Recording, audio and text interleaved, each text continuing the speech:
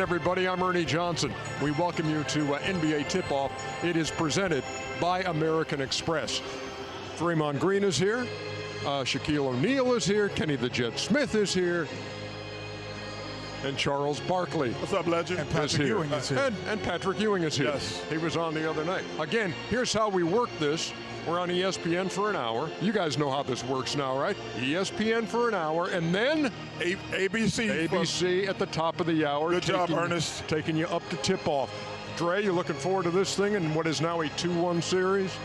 I'm definitely looking forward to it. Ultimately, you want to see how the Knicks are going to respond. They got punched in the mouth.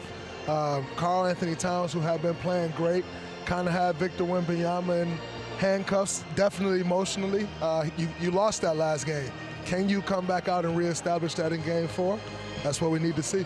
Well, thanks for the jump start there on this, and we'll get into everybody's thoughts here on Game 4 as soon as we get done recapping what you saw in Game 3. Shaq, I know you liked the aggressive Wemby early on, and those New York turnovers really helped. Yeah, the New York, really didn't take care of the ball. And listen, San Antonio Spurs, they came out, played aggressive, especially this guy, 7'5", took a lot of high percentage shots. Never thought I'd say this, but the Spurs out-physical the New York Knicks, and they play well. But again, Draymond just said it, how are the Knicks going to respond? But right here, this guy's 7'5", you can't do much with that. I like when he not only plays mean, I like when he makes a mark. And I was disappointed that the Knicks didn't knock the hell out of him, to be honest with you, Ernie. You can't let – they knocked the hell out of Brunson twice. If you're the Knicks, you cannot let that happen. The Knicks rallied from 12 down. You see OG Anunoby connect on 3. He had 17 in the first half. And then the Spurs had a 4-point lead when Castle took down Brunson, Kenny. Yeah, going for the offensive rebound. Stop it. He wasn't going for the offensive rebound? He was going for the first down. I don't think it was. I thought well, first of all, he got the foul. Yeah, but that's not the point, Kenny. What is the point? But from that point on, a 14-3 run and a 7-point New York lead at the half. Yeah, I'm not sure what else you want. You got the foul. We don't play football when you're playing basketball. You just call a foul. Actually, you do, Chuck. No, well, that's why I want the Knicks. Draymond does it. I understand, and Draymond knows as the leader. If somebody hits Steph Curry, Draymond's got to address it. You saw Dylan Harper with the lay, and Dylan Harper with his only 3 of the game. For the first time in the series, the Spurs took a lead to the fourth quarter, and it looked like the lead would be extended to possibly 11, but Keldon Johnson called for the offensive foul. Keldon was tripping there because that could have been a huge play. There was no need. Wemby's open. He's 7'4". He can shoot over the top. Yep. But then the Knicks made a great run after that, Ernie. Yeah, that cut the lead to 5 as Brunson scored, and then Castle, huge three-pointer. Right. That's a huge shot, but that's exactly the defense you need on Victor Wembanyama. He want to dance, make him get off the ball, and they have to take a tough one. Brunson, 12 of his 32 coming in the fourth quarter, cut it to 111-108. And here's your guy, De'Aaron Fox. Yeah, De'Aaron Fox, to me, if the Spurs are going to get back in this series, he's a guy who has to play well. Get back. They're in the series. Well, not if they lose tonight. They just got to You said that the other night, buddy boy. Hey, brother. Anunoby connects from the corner, and suddenly it's a 2-point game, and Castle's at the line trying to make it a 4-point game, a 2-possession game, if you will. Calmly knocks in the first one. And then with this place absolutely roaring against him, he calmly knocks down the second, too. That's a 4-point lead. That's your ball game right there, Draymond. Kenny had all the faith that he was going to knock him down. I must say, I thought he was going to at least miss one of them. This is crazy. Kenny says every good basketball player is from New York. That's an old joke. It's a joke that was going to ride over. They have, in fairness, Draymond, they have invented a lot of things in New York. Okay, leave it alone. Crime, fraud. I'm sorry. Just because you're from L.A. Kidnapping. Leeds, Alabama. Extortion. We're going to get more into this breakdown. Hey, Shaq, they use big words like fraud. We call it stealing in the hood. Yeah. We're going to get more into that first and second quarter differential in a second. But first, let's hear what they were saying after Game 3 heading into Game 4. I think win or lose as a team, our mindset is always getting better the next day. We've done our best to try and learn from wins over the past couple weeks, but now we have to learn from a loss. but I think the most important thing is that we are going to learn regardless. We'll have to figure it out because in every game we've played here in the finals, we put ourselves in a position where we have to start fighting immediately. Every time, we find a way to get back into the game, but we can't trust that result's going to happen every single time. So we have to try to be the first ones to throw the first punch. So what have you learned in this first run through the finals that you can apply in real time so that you can finish what you've started here? What we've learned? I mean, many things over these playoffs. Brace with your hands and not with your chin. Hit below the head if you do, but most importantly, be relentless. You get hit, you hit back. That's life. Every time he rolls, he gets tagged. He gets hit. If he's trying to go set a screen, if he's trying to box out, whatever it may be, he's getting grabbed, he's getting held. It would be crazy for him to think that he's going to get open by not hitting somebody. But that's basketball. You obviously got Knicks fans very riled up throughout the game. It seems as though you may be New York's newest villain. Is that kind of the ultimate compliment? I guess I'm nowhere near Trae Young level, though. Through the first 3 rounds, he was averaging 27 points a game and taking an average of 20 shots. In this series, it's 27 points a game on 27 shots a game. I mean, I could understand where his mindset is at. Listen, in New York, he's playing. He probably wants to get the Finals MVP. He's not playing well. Thank God for Hart and OG Anunoby because they're playing well, but he just has to do better. He just has to do better. Hopefully he'll get off the ball tonight and get people involved, but I can understand his mindset. I'm sure Chuck can understand his mindset. In the finals, when all the pressure's on you, you got to do everything. So yeah, but the game always dictates. To me, the reason they're playing like the Knicks did the last couple of years, in my opinion, these games, where it was Jalen Brunson 24/7. That will only get them so far. And then you see, we brag the first 2 rounds, 3 rounds, they're like, man, he's getting off the ball. They're running the offense through Cat. That's when they swept. Now all of a sudden, they're going back to the way they played the last couple of years. It's like get the ball to Jalen and let him go 1-on-5. And it's not working. See, this is what I hate about guys who think they know basketball. It's a very simple game. Who are you talking about? These dudes I'm hearing talk. Okay. If you're going to play, Shaq knows this, you should never let a little dude guard you if you're a big man. And the Knicks, if they're going to play a little guy, they're trying to take the Knicks advantage away, putting little guys on Karl-Anthony Towns.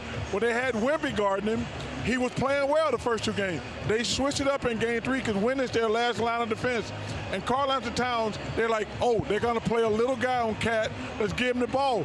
And Brunson has to know that. He can't go from 20 to 27 shots a game. He can't do that. And first of all, because he's damn missing. Did you just take a stray from Charles? Not at all. I mean, I don't. I was going at you. It wasn't straight. I meant it for you. I'm bulletproof around this dude. Yeah. I can take any straight that he shoot. The Hawks played little guys on him, though. Jonathan Kuminga was on him. Yeah, but they don't have Wemby back there. And he averaged almost 10 assists a game. Hey, man, I'm trying to. He got these fools at home. They just want to come out here and shoot up threes like damn fools. He's shooting in threes in game 1 and 2, and when he had 13 points in the 4th quarter, everybody's excited. Make the play, make the winning play. That guy's been a winner. That guy's been a winner his whole life. So it's getting hot in here. Hey, I don't know what the feeling would best be described as. What would it be, or what are you feeling in your gut when all of a sudden that 2-0 lead could vanish tonight? I'm used to playing for 2 hardcore coaches, and they would come in the locker room and write the same thing on the board. What you gonna do tonight? You know what we got to do. This ain't about X's and O's. We know what we got to do to beat this team. What are you going to do tonight? No excuses. Are we going to come out and take control of this thing and go grab that damn ball, that gold ball, that championship? Or are we going to fall back on our heels and let them keep punching us in the face? What the hell are you going to do tonight if you're a New York Knicks player? Well, it's interesting you said that because the teams I've been on with Rudy, he would come from a philosophical standpoint. He was like, pay attention to the details, do not get out of character, and trust the game plan. And Dean Smith would say, we're playing like golf. We're playing the course. We're not playing their opponent. We have to do what we do well and consistently do that every single time. So 2 different approaches, 2 different wins. For me, Mike Brown has got to say, guys, there's nothing I can say to y'all anymore. We're in game 4 of the finals. Why the hell are we coming out flat? We're down double digits at the end of every first quarter. I don't understand that. Guys, we are trying to win the world championship. All we got to come out and do is play our game. We are in the finals. We don't have to do anything different. They do have to make the adjustment. The Spurs made the adjustment with Wemby, putting him on, and now I think it's up to the Knicks to make the adjustments, because it's about matchups. You got to use Karl-Anthony Towns, or they're going to play little munchins on him. But just play ball, man, and Brunson's got to get off the ball. Brunson gets 10 assists, the Knicks going to win tonight. Draymond, let me ask you about Wemby's production first 6 quarters versus the last 6 quarters. Do you feel like he has turned a corner in terms of his confidence in this series and his belief in this series? I think what he's done is he's adjusted to the physicality. First game, he's rolling down the paint, they're tagging him, they're bumping him, they're throwing him around. Second game, they started off, they're bumping, they're tagging, they're throwing him around.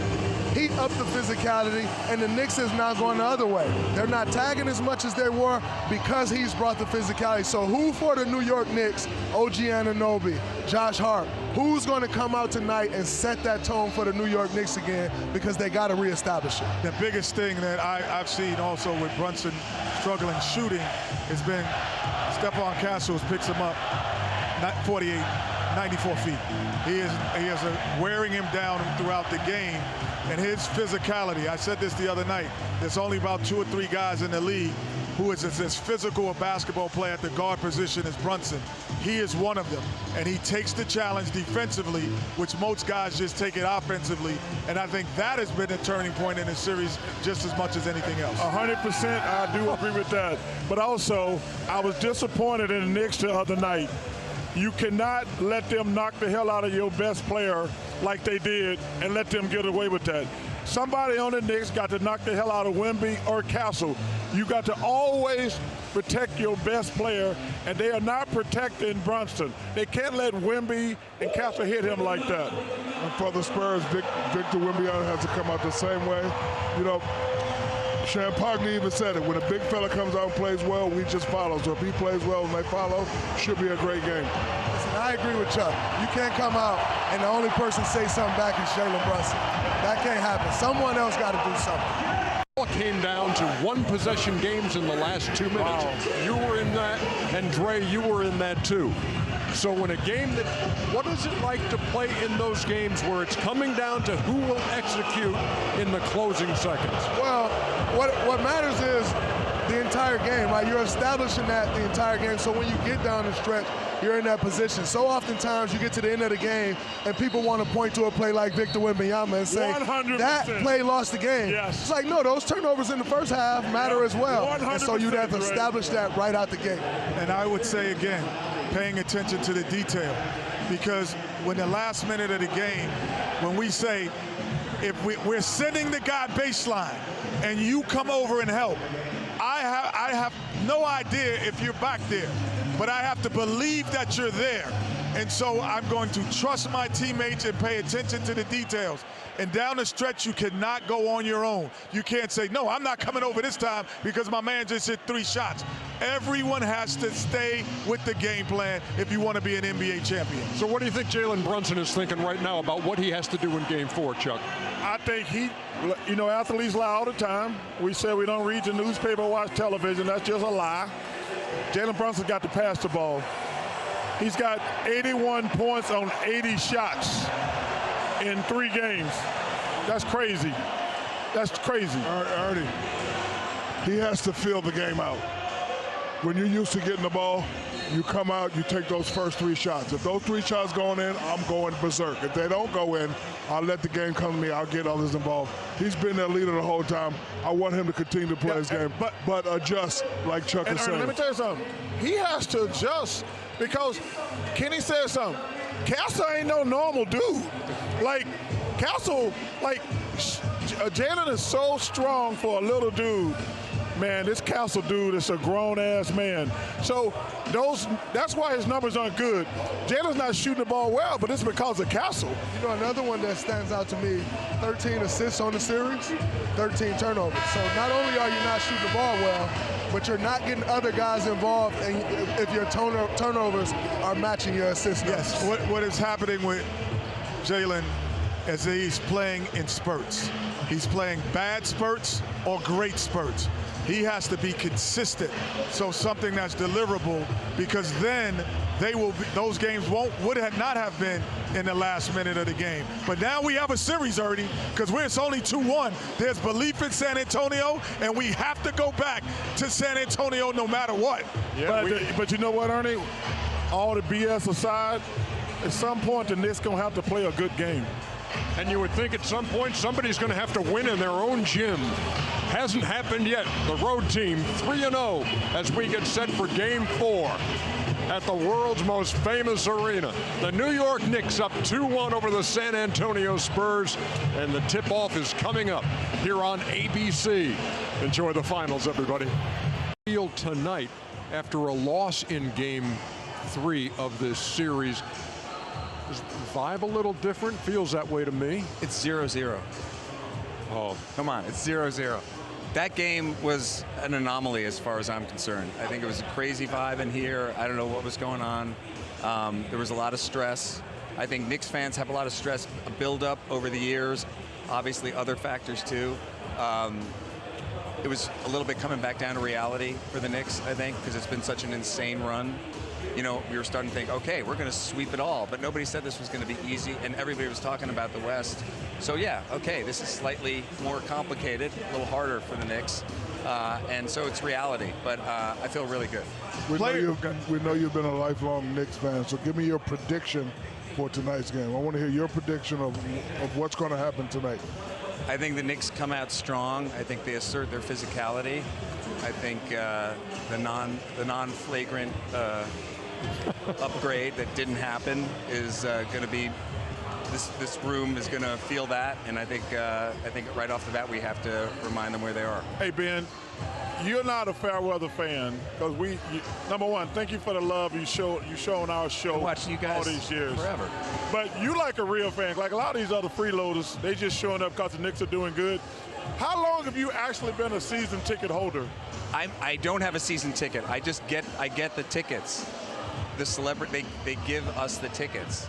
Ben, stop lying. I don't think I could afford the Knicks season ticket front row. No, I'm lucky. No, I think it's because I've been coming for so long, you know, that they feel I'm a loyal fan. Our family's been coming forever, so I'm lucky enough to get that. And but I've been coming since, I mean, I probably like 1974. Wow. I remember. Draymond was not born. Yeah, I mean, with my dad. You know, meeting the Knicks. I remember when I was 8, 9 years old being here. Yeah. You know, my question is, you know, players have superstitions. You know, things they do all the time before games. Knick fan, you lose a game, or what is the superstitions that are going around as a fan that you kind of make sure that you do or do not do? Yeah, my wife Christine and I came home after the last game and burned the clothes we were wearing. I'm not ever wearing that stupid final shirt that I was wearing. That was awful. And the jeans. She had some like bracelets that got thrown away. Yeah, it's just you wipe it clean. And you know, these I've been wearing for a while because I've had good games with them too. But otherwise, everything else you start fresh. You know, I saw what you got on social media, because look, as great as the atmosphere was in here the other night, Ben, and it was off the charts, there was stuff going on outside the arena at some of these watch parties that got pretty ugly. All enjoying this experience, and you gotta, you know, we're people. We gotta treat each other well. Well, you know, the people who are doing that, Ben, honestly, they're looking for an excuse to be an idiot. They already are idiots. They're just trying to find an excuse. So if it was the San Antonio Spurs, or if the orange juice was cold in the refrigerator, they're going to find a way to be an idiot. And I got to say, I don't feel like that's representative of the majority of Knicks or New York fans. And I know that, you know, look, I grew up, you know, rooting for the Yankees and Boston and all those rivalries, and it would get pretty crazy. But I think the majority of the fans really don't want that. Ben, I have to ask a question. You've been a great fan, and it's been tough being a Knicks fan, and you've gone through all these tough years. Have the idea crept in your mind of how debilitating it would be to Knicks fans and Knicks kingdom all around to lose a 2-0 lead? Look what you're putting out in the universe. Don't put that in the ether, man. Have y'all thought about that at all, or do you not let that even creep through the seams? Not until you just said it, Draymond. Oh my God. No, I know you've been a big Knicks fan for a long time. I mean, I want to see you all do well. I love how y'all have rolled for the team. Nobody's thinking that way at all. At all. I think the mindset is locked in. I think what I said, this was a crazy run. We didn't have any losses for a long time. This is a great team. We knew it was going to be. It's Wemby. He's generational. Their guards are incredible. The whole team is great. So I think it's just like put our heads down, get this win. We're not even thinking that way. Love that. I do have to ask you, look, speaking for myself, huge Zoolander fan, obviously, who's winning the match. But here's the deal. We remember Blue Steel. This dude has one of those game faces as well, if you want to. This was... Oh, my God. Yeah. Wow. That's like a magnum, really. This looks the same. Yeah. Shaq, that was your playoff game face? I have a question, Ben. Also, Fiorello, fire yourself. There you go. That's like Blue Diesel. Turn in your 2 weeks notice, Fiorello. I have a question. Yes, that is my game face. We see you around with you do a lot of video. Is this something that you're archiving throughout the play? I'm just asking. I've asked a question. Yeah. What do you mean, hey? Yes, for the... I don't know. He hasn't announced it yet. I don't know that. You don't want to announce it right now. He's working Did I on say something. that the other day on TV? I said it to... Okay. I'll say this. You're asking the question. I'm saying hold. I mean, stop the question. Thank you, my PR person. Thank you. Okay, all right. No, yeah, there's a project in the works, but look, I'd be doing it anyway, but it is part of a bigger project. But, well, I know. But access like that, I mean, so this is special. No, it's insane. I mean, it's, to be able to have that point of view, it's fun to be able to share it with people. He was going for the flop there. Yeah. Hey, Kenny, now that he announced it on our platform, we want to be executive producers. I love it. Yes. I love it. Bring it on. Also, we're sitting here with a guy. We're sitting here with a guy who, for a while, was peddling a soda, Shaq soda. Right. And, yeah, I don't know if that's still around. Hello. No, we still got.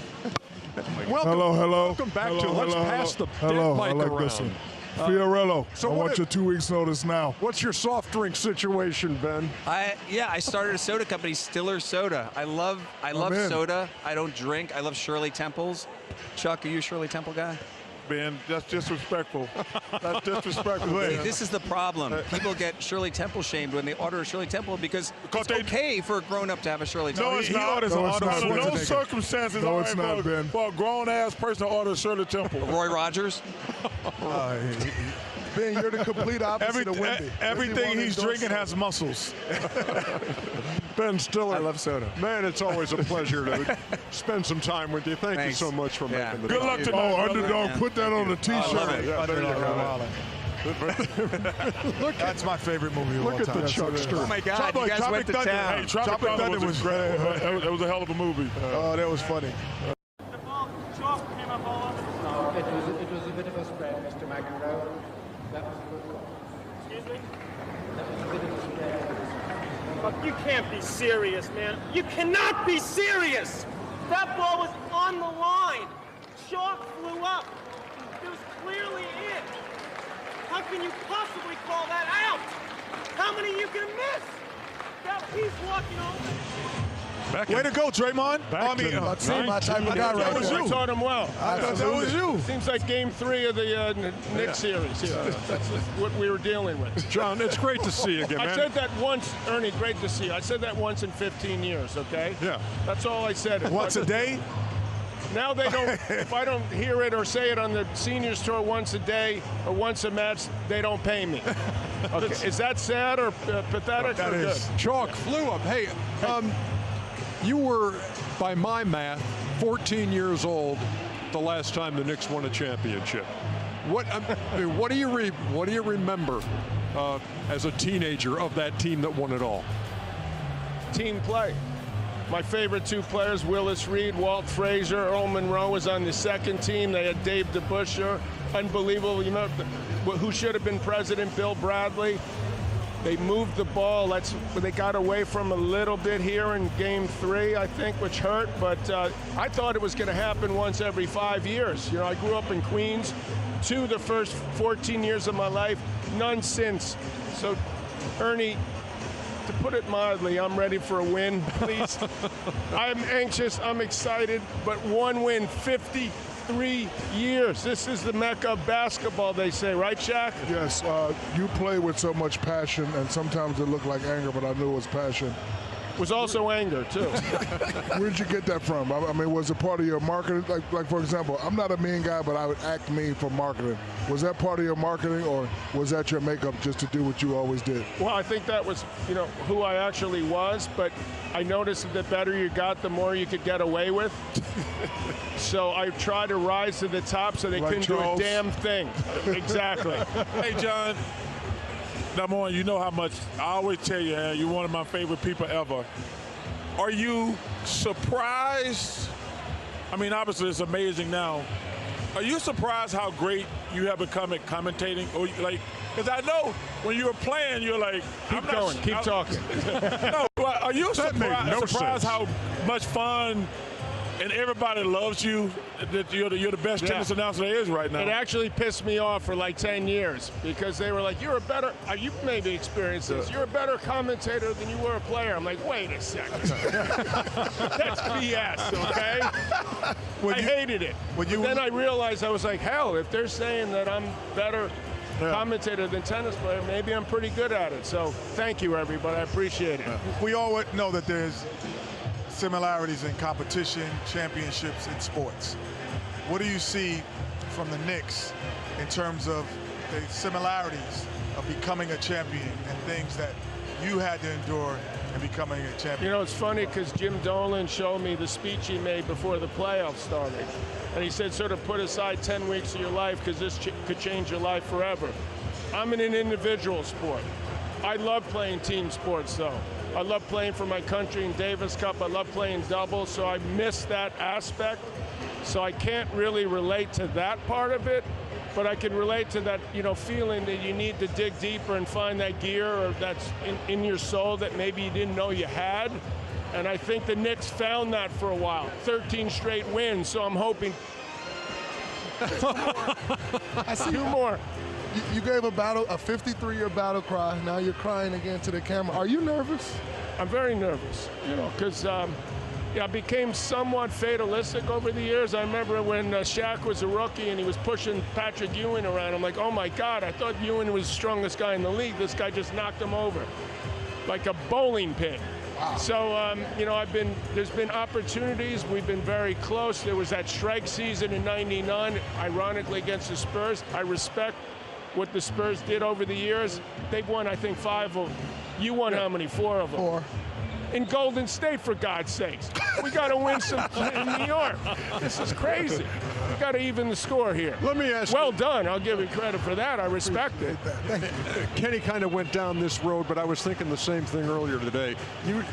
Even though you were in an individual sport, this is a team sport. You know all about the ebbs and flows of a 5-set match, of a 4-quarter basketball game, whether you're up there against Bjorn Borg or Jimmy Connors, and you know mentally it is such a huge part of this whole dynamic, John. Yeah, that's absolutely true. When I played Jimmy Connors, for example, I used to look at him and I'm like, I've never seen a person try this hard. Yeah.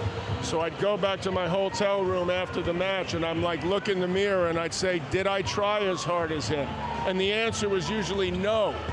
So I think the great rivals, and hopefully this will become a great rivalry, you don't play as much Eastern-Western Conference, that you force each other to get better. And I think that's what this team is finally. I mean, I thought this year it was Boston, if Tatum came back. Yeah. Cleveland, Detroit was on the rise. I didn't think they were quite ready, so I thought the Knicks had a great chance to make it to the final.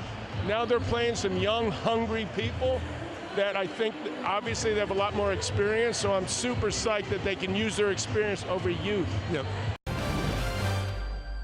Allow him to operate at the top, 101. Brunson gets it, fires up a three. Shot no good, the tip, it's gone! It's gone! It's gone! With 1.2 remaining, Knicks take the lead. OG Anunoby, and it's 107-106. Bedlam here at the Garden. They can't believe it.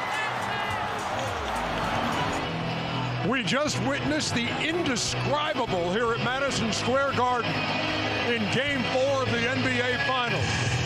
Biggest comeback in Finals history as the New York Knicks, down 29 at one point, come back and win by 1 over the San Antonio Spurs and take a 3-1 lead in the most unlikely of scenarios here at the Garden. It's inside the NBA. It's presented by Lilly, and it comes to you live from this place that has absolutely come unhinged.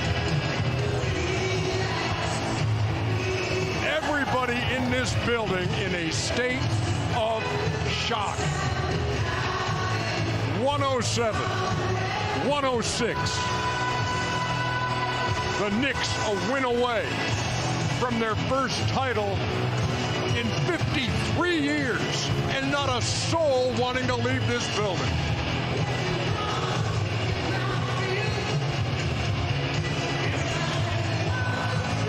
Timothy Chalamet among those who continue to celebrate.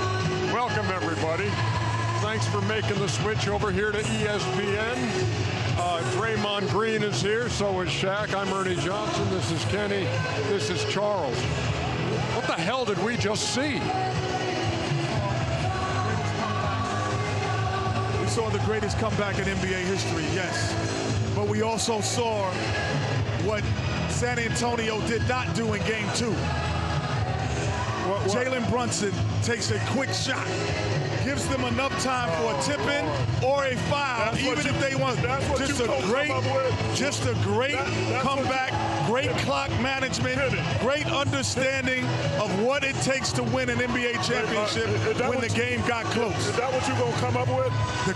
Yes, you have to understand. You have to be great in terms of a lot of things, and they work. Hell no. Not great. What do you mean, hell no, they weren't great? Okay, what did we see? We saw the dumbest basketball team in the history of civilization. Oh, wow. We saw they had a 25-point lead, took eight straight threes. Like, they thought to get, like, that was some of the most mismanaged, stupid basketball. Hey, when you blow a 29-point lead, the other team has to help you. The San Antonio Spurs helped the New York Knicks win this game by doing some of the stupid-ass stuff I've ever seen on a basketball court. Congratulations to the Knicks for coming back, but Chuck, I agree with you. They played terrible basketball. They got comfortable. They got comfortable with the league. They was already talking about, going back to San Antonio. They just didn't play smart. And, you never know what a champion is until you become a champion. But tonight, the Knicks, they fought like a champion. They did. Listen, we're sitting back there in the third quarter, and Shaq goes, yo, these guys got to put them away right now. Second quarter, they got to put them away right now. They start letting them make the run towards the end of the second quarter. The Knicks kept fighting. They kept fighting. They go back 26, cut it to 19. They got back in that third quarter. Once they cut it to 12, this game was a wrap. But Dre, when they had your 25-point lead, they shot 8 threes in a row. Never even came close to using any time on the clock. And you're like, this game ain't over yet. And with every ensuing bucket that cut that to, okay, they're under 20. Now they're at 15, and now it's manageable. But as much as, hey, law and order, baby, as much as they were taking bad shots, the Knicks still had to execute and score. You're down 29 points. You cannot be frivolous at all. They did a great job of executing. They stuck with the program. in light of the fact that they were getting help. So it was a two-way street. It wasn't a one-way street because the Knicks were not playing well in the first half at all. TK, I hear you up in the booth, but let's not do the highlight right now because this is too rich to go into a 5-minute highlight. Let's just soak this in, and we'll continue to talk about the game. Ernie. But this was an incredible night, and to look around here and nobody budging. Nobody here can believe what we saw either, Draymond. Nobody can believe it. Mike Brown did something great in that second half. He started playing Jose Alvarado next to Jalen Brunson, which allowed it to be another ball handler. So all of a sudden, Jalen Brunson's now fighting 94 feet of pressure. Stephon Castle's out the game. Alvarado took some of that pressure off of him, which then allowed him to beat Jalen Brunson and be great. Ernie, the Spurs and DeAndre Fox. DeAndre Fox, whatever. His name right. I'm gonna call his ass DeAndre tonight. That was a dumbass play. Yeah, he did not have to shoot that ball. They could have just got fouled. There was no reason for him to shoot that ball. Yeah, let's go ahead because we are talking about a lot of stuff that's demanding the pictures that go with it. So I've never seen Ernie. I've been in New York my whole life. Yeah. This is an arena when game is over, you're trying to beat the traffic. There's no one has left this arena 30 minutes afterwards. You know why? One more game and they're going to be the world champion. They was down 29. They fought back. This is the celebration, Jack. They're feeling celebration. It. No. This is the championship celebration. They're happy because they know one more game we're going to be the world champion. And they should be happy. And they got a Christmas gift in June tonight. All right, let's hit the highlights. Game 4 here at the Garden. A game that looked for all the world like a San Antonio blowout. Not the way it turned out. Taylor Swift in attendance. Man. John McEnroe was nervous beforehand. We had him on the pregame show. We've talked about how the Spurs were the ones who came out swinging. They did it again tonight. Big time. This was a pivotal play in the game. A minute into the game, Chuck. Yeah, it was huge. So the second foul on Karl Anthony Towns, and people weren't even in their seats yet. And you know, you always and then San Antonio would score 41 points in the first quarter. And you always hear that saying, you live by the 3 and die by the 3. The first half, they was shooting the 3 ball excellent. Second half just wasn't falling for them. That's today's NBA, Shaq. No plan B. They also took a lot of bad threes in the second half. They weren't even good-looking threes. Yeah, I mean, inexperienced at time, but also, like I said, the Knicks had to come and capitalize off it. You can take guys, make guys. Those shots were going in the first half, same shots that they were not going in the second half. But you had to capitalize off it. That's why you just stop shooting them. Hey, let me ask you, TK, do me a favor. Let's pause this at the half right here before we jump into the second half highlights, because Jalen Brunson has joined us here, and I think it would be great to have Jalen kind of take us through what we see in the second half as well. But first of all, how on earth did that just happen?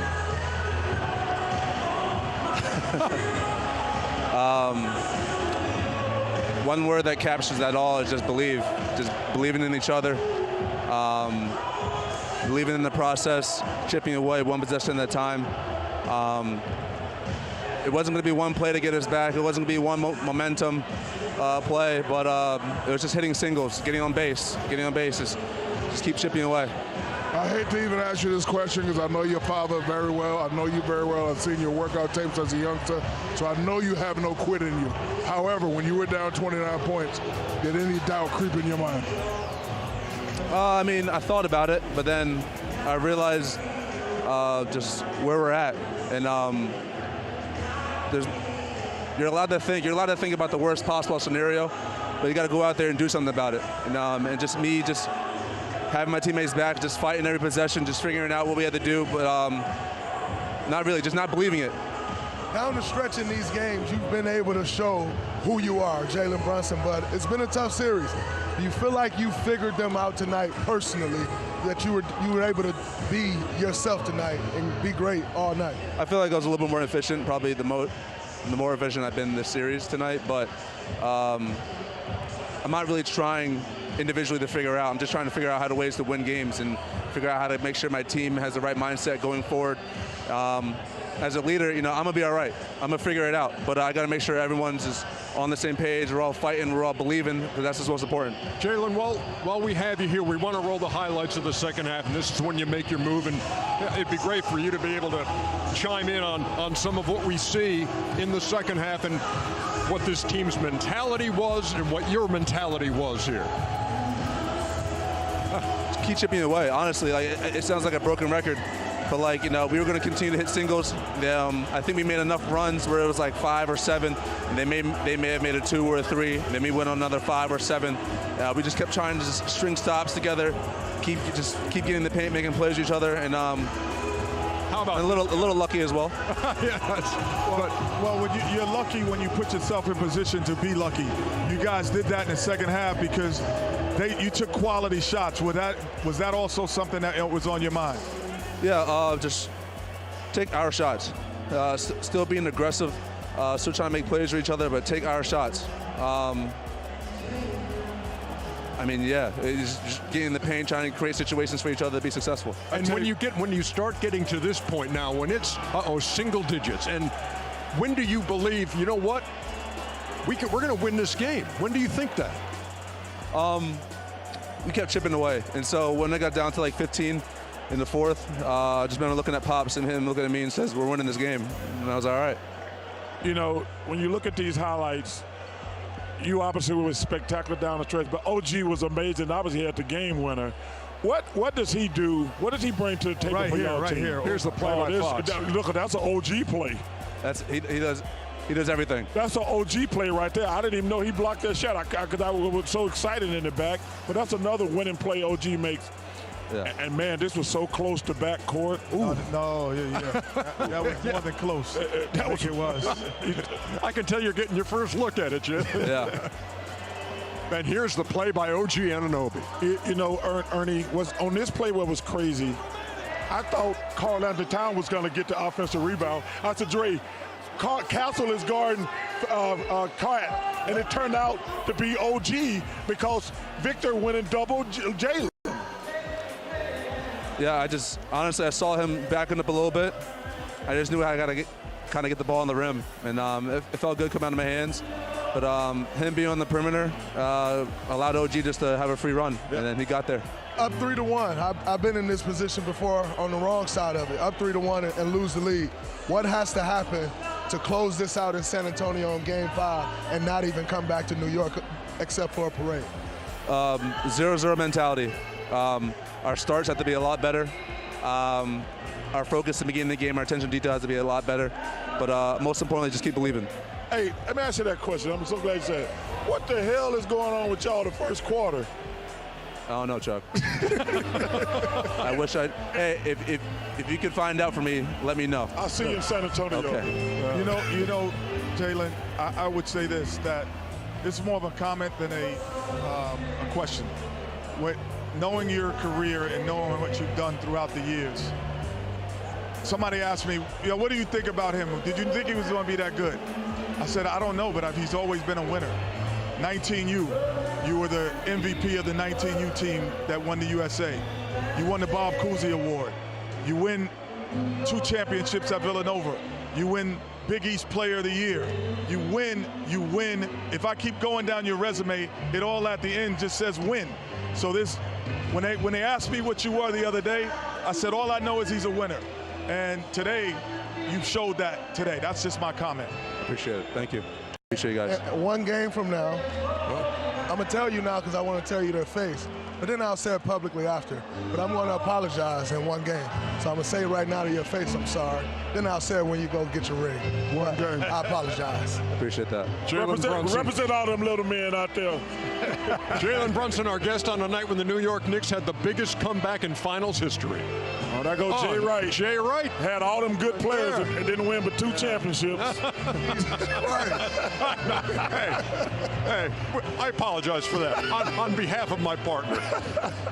Thanks, Jalen. We appreciate you guys. Here. Thank you. All right, thank you. Unbelievable this Ernie, night. Unbelievable this setting. Ernie, I've been in the NBA for 40 years, probably longer actually. I've never experienced what I experienced tonight. And listen, we're going to have to give the Knicks their flowers.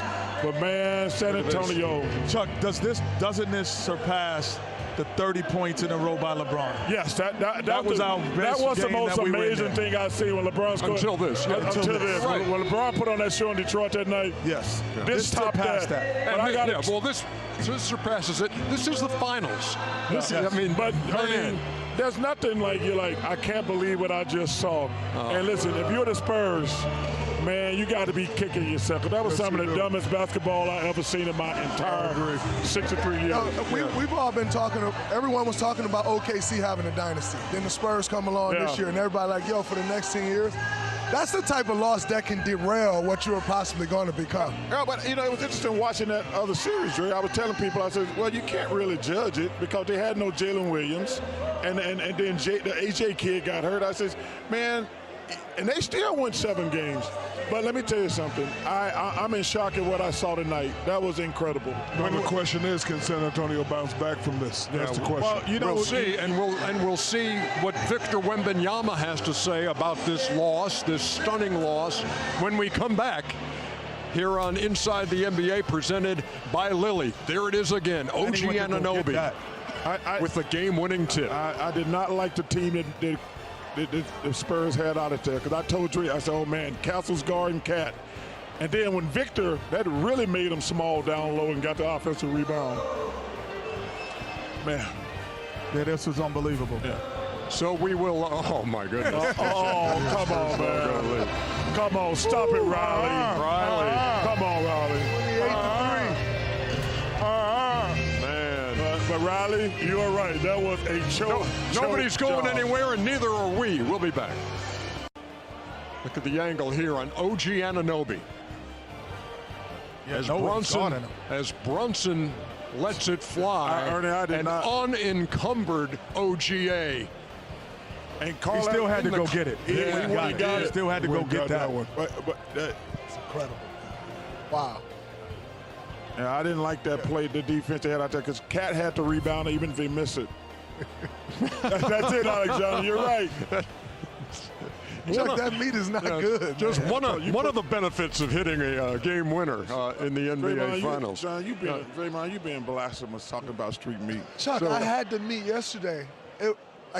I tried to take a second bite of it. Did you put the white sauce on it? Did you put the white sauce on it? I had so much white sauce. I thought the white sauce was the move. No, that may have been the issue. No, you can't have too much white sauce. But you've been raving about the white sauce. Just a little bit.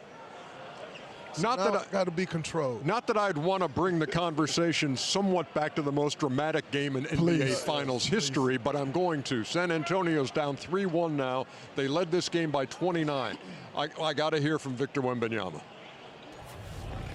The game, De'Aaron goes for the layup against OG instead of dribbling the clock out. I wanted to get your thoughts on that particular possession. I fell on the floor. I couldn't really see. I don't know. I just saw the block. First row on the right, Tom. On OG's tip-in, Victor, was there a breakdown as far as blocking out, or was it just simply a great play by him? I don't know. I didn't see it again. I was contesting the first shot, turned around and saw him up there. So that's all I can tell you. Fourth row on the right, Jared. Jared Weiss, The Athletic. Can you just explain how that thing fell apart in the fourth quarter? I think it began before that.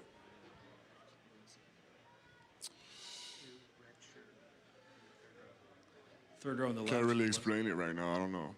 I think it's just, execution, greediness, of some sort. We clearly weren't the most hungry in the second half.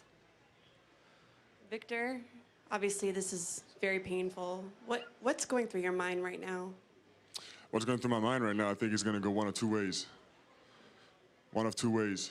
And a bad one and a good one. And I know the bad one would be giving up. The good one would be getting stronger through this, getting more together. And I know this is what we're going to do. Last row, Mark. Victor, Mark Spears, ESPN's Landscape. Can you just talk about the emotions in the locker room afterwards and just what was going through your mind as you walked off the floor? I don't know about the emotions, but it was painful, of course. It feels like we work too hard and give up our leads, you know, just as simple as that. It just hurts.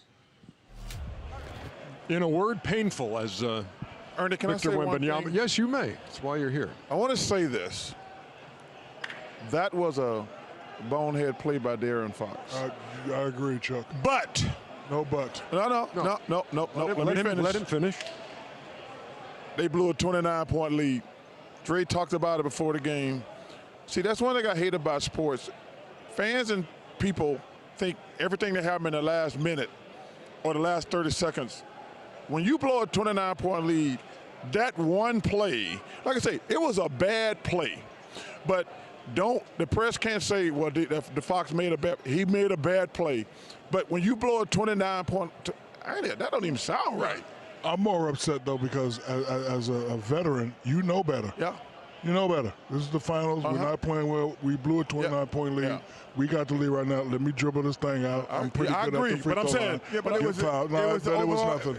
Chuck, I agree with you. He knows better. It was the overall attitude of what the whole second half was. I agree. It was a casual, laissez-faire attitude, thinking that, oh, I can go in and just lay this in, and no one's going to contest me. Yeah. And But that didn't cost him the game. I just want to make that That was clear. indicative of the whole thing. But I thought when you hear Wemby, he nailed it. He said, when they said what happened with that fourth quarter collapse, and he said it started long before that. Yes. 1,000%. But what I would have loved to hear him say, what we've heard is all these guys, even when Steph came and sat right here, said Vic's our leader. Vic's the one saying.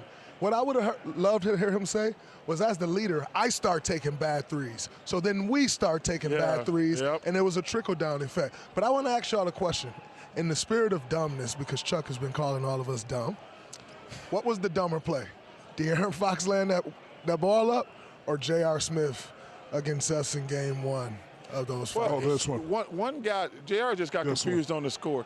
But see, Dre, that's not my problem with today's games. When you got that big of a lead, and we're sitting in the back, somebody says, man, that's 5 threes in a row. And you're counting them. And they're like 6, 7, 8. I'm like, damn. You got that big lead, and you take 8 threes in a row. You got Victor out there, and I was like, I don't think there's ever a reason to take 8 threes in a row if it's a tie game. But when you got a 25-point lead and you miss 8 straight threes, that's just bad.